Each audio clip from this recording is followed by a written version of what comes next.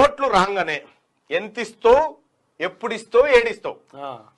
ఇక ఇక ఇక రేపు ఎల్లుండి ఓట్లనంగా ఇక ఎవరిని డోరన్నా మూసింటాడు. ఎందుకంటే వచ్చేటోనికి మళ్ళీ తలుపు మూసింటే ఇయ్యడేమో కదా. అంతే రాత్రి 12 అయినా కూడా గర్భకాడ కూర్చొని ముచ్చట పెడుతుంటారు. ఇట్లా ఇట్లా వస్తున్నా అటు వస్తారు, అట్నే అటు అటు అటు అయిపోయాక ఇటు వస్తారు, కుక్కలు పరుగుతున్నాయి అటు.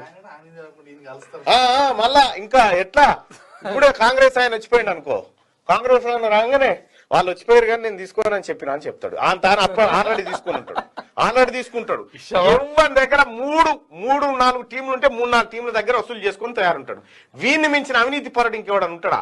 వీడు అవినీతి గురించి మాట్లాడుతూ ఉంటాడు. మళ్ళీ అవినీతి చేస్తా ఉన్నారు, ఇంకే సంకనాస్తాడు. అవినీతి చేయకపోతే మీరే లంచగొండులు అయి చెప్పి ఓట్లు అమ్ముకుంటున్నారు కాబట్టి అవినీతి తయారైతుంది. ఈ అవినీతిలో నిజాయితీ ఉంటుంది. మళ్ళీ పైసలు తీసుకున్నాం మీద ఉంటాయో దేవుని బిడ్డ నీకే ఓటేస్తాం. మళ్ళా ఇప్పుడు ఒకటి కొత్త ట్రెండ్ వచ్చింది.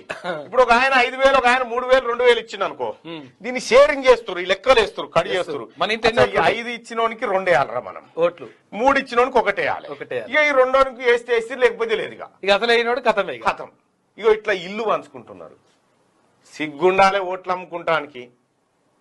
ఆ ఓటు కాగితమే లేకపోతే మిమ్మల్ని కుక్కలు కూడా పట్టించుకోకపోతుండే.